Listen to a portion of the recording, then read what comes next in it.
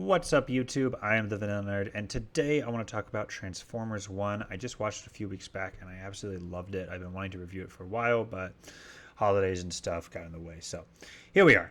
Anyway, as always, there will be spoilers for this movie, so you've been warned, but let's dive into the movie.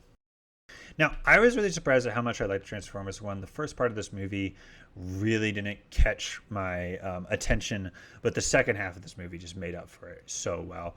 I really think the character work in this film is where this film shines. The plot isn't much to speak of. I'll get into it a little bit more later, but those are kind of some of my initial thoughts.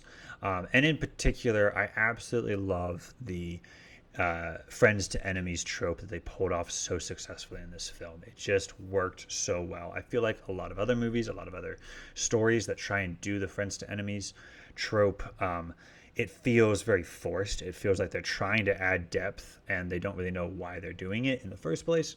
But this movie, it felt very natural. It felt like it was needed, and it feels like it adds something to the story, especially since, if nothing else, they made Megatron, the most classic of evil bad guys, mustache twirling to a T, the kind of guy that kills any of his underlings that disobey him or fail to fulfill an order or whatever.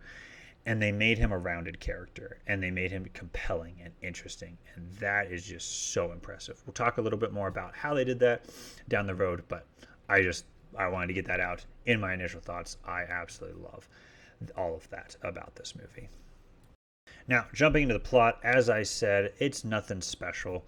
It's a good plot. Like, I don't want to downplay it. Like, I don't want to downplay the efforts of those who created it and made it and stuff. It is good. I do like the classic adventure. I like the classic, Orion Pax and D16, and honestly, all four of them are down in the ruts. They're just miners. They can't transform. They're second-class citizens. They're struggling, and they want a better life for themselves. So they go to the surface world to go on an adventure, and we get to see how that changes the entire shape of the world as they know it. And fantastic outset. It's not a bad plot. It's just nothing special. It's nothing unique. It didn't work itself out in any special, unique way. So I liked it. I didn't hate it and stuff. So that was really, really good. One thing I will say is weird is I wish this movie would have given a little bit more time for the beginning to breathe, because specifically the mining scene, it just felt like one big montage, and we didn't slow down, and it made it so that when Alita 1 got fired, it just didn't have as much of an impact, because it was like, well, I don't care about her. I didn't see the whole mining situation. I don't know. It's just, it was rough. Again, I'll talk about more. I'll talk about Alita 1 more specifically in the characters and stuff. But overall, plot was good, not great. Moving on to the setting, I really appreciated that we got to be on Cybertron, that this was animated. That was one of the things I was most excited for, because the events of Cybertron are what excites me the most about Transformers stories in general. Like, I don't care about the human element. I don't care about them being on Earth. I'm more interested about Cybertron, about that alien world, about how it works and stuff. So I was so happy that I got to see this movie just because of that. It's like the setting, 10 out of 10, A+. The animation was fantastic. I really appreciate that they chose to go with very soft featured faces, that they went with faces that were very human and stuff. The rest of their body, very robotic, very, metal and clanky and stuff. But I really like that their faces are so soft. It was a design choice that I'm sure was based off the original cartoons and other things, but it just works so well for this film. And it's something kind of refreshing compared to the usually more robotic looking faces of the live action films. So there's that. The last thing that I'll say about the setting is I've always found it kind of funny with Transformers lore in general that they transformed on Cybertron. Like, I always thought it was just like a disguise technique to live on Earth, and that would make a lot of sense. They can transform as vehicles and stuff. But like the fact that they still transform on Cybertron, and it's like all of them are clearly like Cybertron-esque versions of human vehicles. Alita 1's a motorcycle, Optimus Prime is a semi-truck, and D16 or Megatron is a tank. It's like, it's just very clearly all of that. But it's still fine. Like, that is the lore of Transformers. I'm glad they stuck to it. And again, it's not a knock against this movie. It's totally fine. And I like that, honestly, about the Transformers universe. But I do think it's a funny bit of world building that, like, yeah, it's canon that they transformed into things that looked very similar to things we have on Earth. And that's just how it works and stuff. And anyway, just funny to me. I think that's interesting. Finally, to round out the characters, B-127, not Bumblebee, is comic relief, and he's fantastic. Nothing more to his character. That's great. Alita One's presence interests me because I don't really think her character has a lot to do in this movie. She gives the one pep talk to Orion Pax.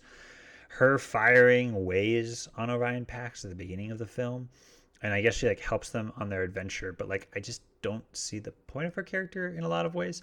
I like her character. I like the fact that she was there, but I just didn't think she added that much to the story. Her character was kind of interesting to me. And then you have Orion Pax, or Optimus Prime, and he was good. He is the classic, Boy Scout superhero. I'm going to do good for goodness sake, and that's great. And I think they did a decent job with it. I think there's more they could have done to make him more compelling, but it's fine. I still really liked that he sacrificed himself to try and save Sentinel Prime because that was the right thing to do, and that drove a wedge between him and D16. And then speaking of D16, Megatron, most compelling character. I love him so much. Let's just jump to the standout scenes real quick because I feel like there's two that really just define Megatron. And the first one where, he's kneeling before Sentinel. Sentinel's monologuing about his evil plan and stuff. And D16 just stands up and is like, I'm not going to kneel to you. And it's something that is so heroic. It is a moment that is just so classically heroic. The hero refuses, even though it's useless, even though it's pointless, they still refuse to kneel because that's what heroes do. And he does that. Like, Megatron stands up and does this, and it makes me like him so much.